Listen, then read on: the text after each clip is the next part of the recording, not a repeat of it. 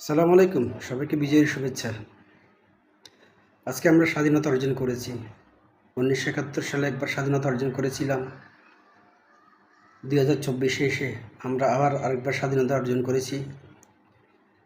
আমি এই স্বাধীনতা অর্জনের মুহূর্তে বাংলাদেশের সে সকল ভাই বোনদের প্রতি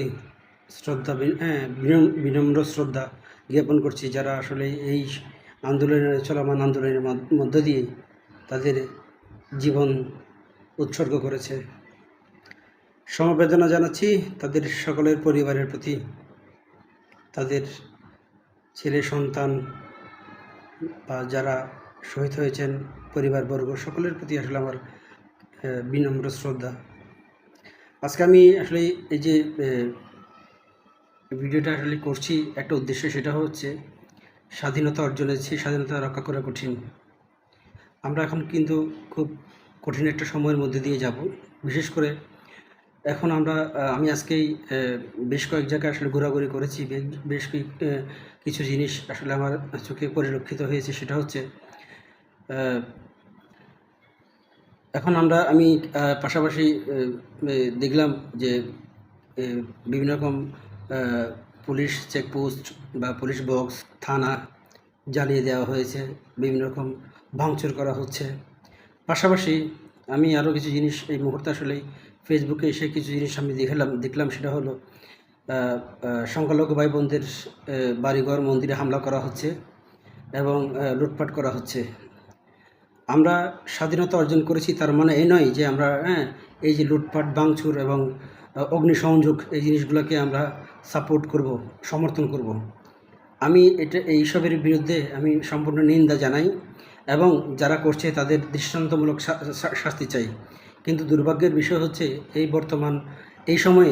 বর্তমান যে সময়টা এখন আজকে রাত বা আগামী 2 দিন হয়তোবা আইনশৃঙ্খলা বাহিনী পরিপূর্ণভাবে কাজ করতে পারবে না, যেহেতু অনেক থানা এখন পর্যন্ত আমি আমার নিকটবর্তী যে থানা আছে সেটা দেখলাম আজকে তালাবদ্ধ দেওয়া, সেখানে কোনো পুলিশ নেই।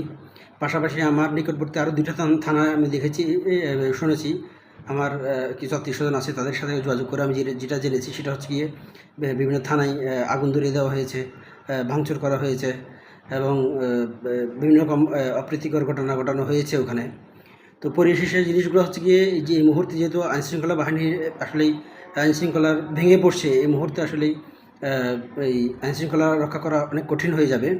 তো এই সময়টাতে যারা আমার এই ভাই বোনরা যারা আন্দোলনে ছিলেন, যারা এই আন্দোলনে সম্পৃক্ত ছিলেন, যারা এই আন্দোলনের এই একদম সম্মুখ সারিতে এসে ভূমিকা রেখেছেন, প্রত্যেকের প্রতি আমার অনুরোধ, আপনাদের আশেপাশে যত সংখ্যালঘু আছে, যত এই মন্দির আসছে, প্রত্যেকটা জায়গায় আপনারা নিরাপত্তা প্রদান করুন। পাশাপাশি তাদেরকে সহায়তা করুন, যাতে করে কোনো দুষ্কৃতকারী তাদের এই মন্দির কিংবা তাদের বাড়িতে হামলা করতে না পারে বা তাদের এখানে লুটপাট করতে না পারে। আমরা এটা কখনো কামনা করি না। তাই আমরা চাই আসলে এই মুহূর্তে কোনো রকম অপ্রীতিকর ঘটনার কারণে যাতে করে বহির্বিশ্ব আমাদেরকে আসলে একটা নেগেটিভ প্রভাব দেয় আমাদের বাংলাদেশের মধ্যে। পাশাপাশি আসলে এই আমাদের পার্শ্ববর্তী দেশ এবং আরও কিছু দেশ আছে, যে দেশগুলো আসলে আমাদের দেশকে নিয়ে খুব বেশি কনসার্ন, তারা যেন কোনো রকম সুযোগ নিতে না পারে, সেজন্য আমাদের সজাগ থাকতে হবে। স্বাধীনতা অর্জন করেছি, তার মানে একদম আমার ইচ্ছা মতো, আমার মনের মতো করে আমি মনের মাধুরী মিশিয়ে লুটপাট করব, হত্যাকাণ্ড চালাবো, তারপর ভাঙচুর করব, এই জিনিসগুলো আসলে আমরা কোনোভাবেই কামনা করি না। এই সময়টাতে সকলের উচিত আমার জায়গা থেকে এটা আমি মনে করি আমার জায়গা থেকে যে এই জিনিসগুলো আসলে বন্ধ হওয়া উচিত এবং নিরাপত্তা প্রদান করা উচিত। আপনারা যারা আছেন, প্রত্যেকেই যারা সচেতন নাগরিক আছেন, সকলের প্রতি আমার বিনীত অনুরোধ, আপনারা এই অরাজকতার পিছনে যারা কাজ করছে তাদেরকে ঠেকিয়ে দেন, তাদেরকে দমন করুন, নিরাপত্তা প্রদান করুন।